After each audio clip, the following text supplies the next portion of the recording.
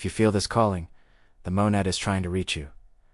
Jesus warned us, if you've been feeling something unusual lately, a sudden pull, a strange inner stirring, a whisper you can't explain, Jesus warned us this moment would come. He said that when the monad reaches toward a soul, the call is unmistakable, though most people never recognize it. But the chosen feel it immediately, as if something ancient has awakened beneath their chest. Jesus explained that the monad calls only when a soul is ready to remember what it once knew before entering this world. And this calling usually begins in silence, a soft vibration rising from somewhere beyond thought. You may feel it as restlessness, as longing, or as the sense that your life is shifting without reason.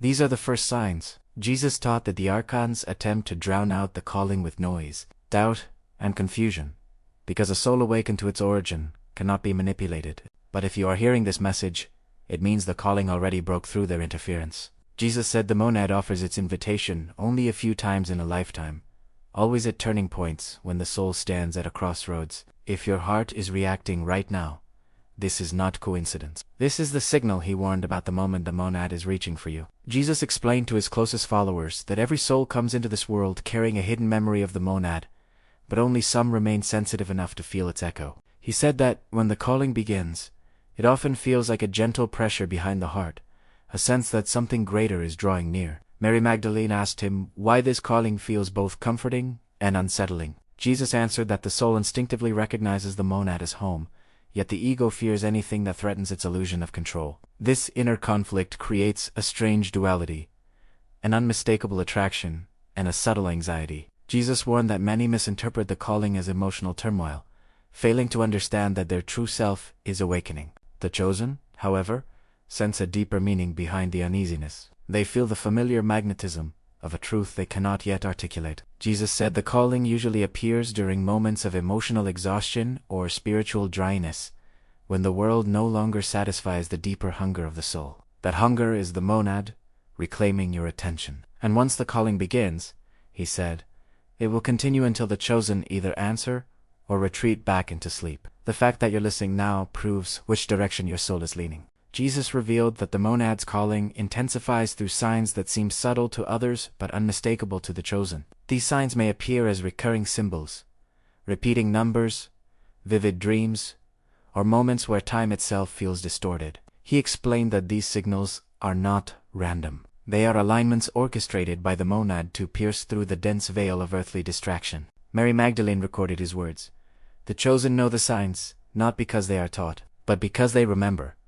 This remembrance rises quietly, surfacing through intuition rather than logic. Jesus warned that those who begin recognizing these signs often feel torn between worlds, say they, and a deeper dimension, revealing itself in fragments. The chosen begins sensing patterns that others overlook, hearing meaning where others hear noise. Jesus said this sensitivity is proof that their inner senses are awakening. The monad calls gently at first, then persistently, like waves shaping the shore. He warned that ignoring the signs allows the Archons to anchor the soul back into forgetfulness. But those who choose to follow the subtle guidance step gradually onto a path he described as the return, a journey leading inward toward the eternal center from which all creation flows. Jesus taught that once the monad begins calling, the chosen will feel a shift in their perception that cannot be reversed. Old desires lose their weight, and habits that once brought comfort suddenly feel empty. Mary asked him why awakening often begins with discomfort, and Jesus replied that darkness is exposed only when the light returns. The calling reveals the false identities the Archons have built around the soul, causing them to crumble one by one. This collapse feels unsettling, but Jesus said it is essential. The chosen must shed what is borrowed to reclaim what is eternal. As the calling deepens, moments of clarity break through unexpectedly, a conversation, a memory, a quiet morning each, hinting that the world is not what it appears. Jesus described this stage as the thinning of the veil, when the soul begins sensing the structure behind the illusion. Colors feel more alive, silence feels more significant, and intuition strengthens like a forgotten muscle awakening.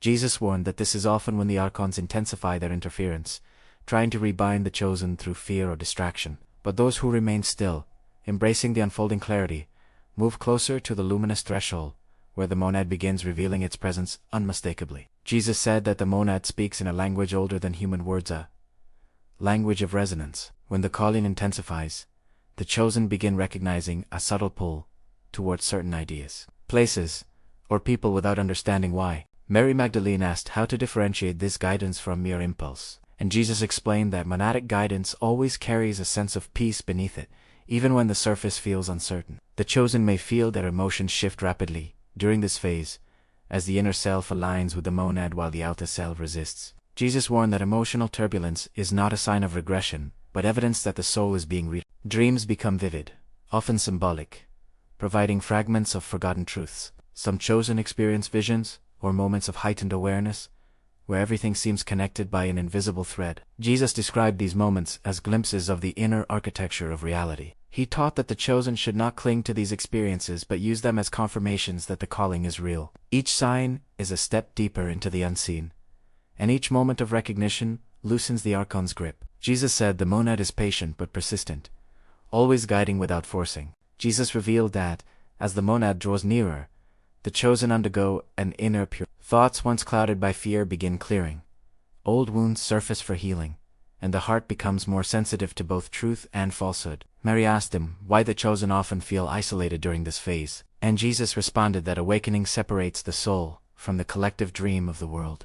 The chosen are not alone. They are simply rising into a frequency others have not yet reached. Jesus explained that the monad's light exposes every misalignment within the soul, not to condemn it but to liberate it. Emotional releases, sudden insights, and deep introspection become common. Some chosen may feel a warmth growing in their chest or a subtle pressure on the forehead. Jesus said these sensations are signs of inner centers awakening. As the purification continues, the chosen begin noticing synchronicities increasing, a sign that they are entering alignment with the monad's guidance. Jesus warned that during this phase, the Archons will attempt their most deceptive tricks, creating illusions of fear or hopelessness. But he reminded the chosen that illusion has no power once recognized. The light within them grows stronger, preparing them for the next revelation. As the chosen continue responding to the calling, Jesus taught that they begin to experience a merging of inner and outer awareness. The world seems more transparent, as though a hidden dimension is unfolding behind every moment. Mary Magdalene described this as the awakening of the inward eye, the ability to perceive meaning beyond appearances. Jesus explained that this stage grants the chosen the sensitivity to detect energetic shifts in people, places, and thoughts.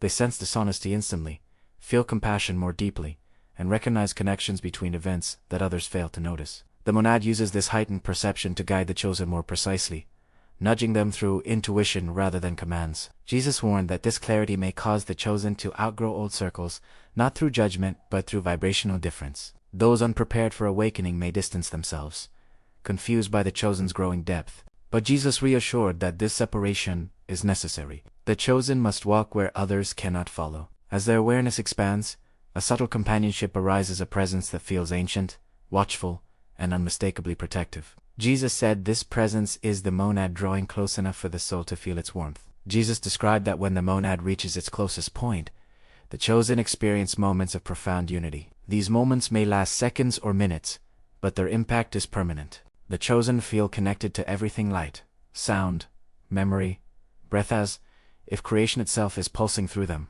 Mary asked whether these experiences are visions, and Jesus answered that they are glimpses of the true state of the soul before it entered the world of separation. Such unity dissolves fear instantly. Worries vanish. Time loses its grip. The chosen no longer feel confined to the boundaries of the physical body. Jesus explained that these experiences serve as reminders. The monad is not distant, hidden, or exclusive. It has always been within the chosen, waiting to be remembered. The Archons cannot enter this state. Their influence collapses in the presence of unity. Jesus said the chosen must embrace these moments without attachment. They are confirmations of progress, not destinations. As the unity deepens, the calling becomes unmistakable, rhythmic pulse, felt behind the heart, guiding the chosen toward a threshold only they can cross. That threshold is a doorway into the monad's radiant awareness, a doorway Jesus warned would change everything. Jesus warned that the final phase of the calling is the most delicate, for it is where the soul stands between its old identity and its true origin. He described this moment as the great stillness, a silence so deep that it feels as though the entire universe is holding its breath. In this stillness, the chosen feel an overwhelming clarity, as if every question they ever carried could be answered simply by listening. Mary Magdalene recalled how Jesus said the monad speaks not in words, but in presence, and this presence fills the chosen completely. The Archons lose all influence here, for their tools fear, confusion. Destruction cannot survive in the purity of this stillness. Jesus explained that once a soul enters this silence, it sees through the illusion of separation and feels the monad as its true essence. Some describe this moment as floating in light, others as dissolving into a vast awareness. Jesus said the form of the experience doesn't matter. What matters is their recognition.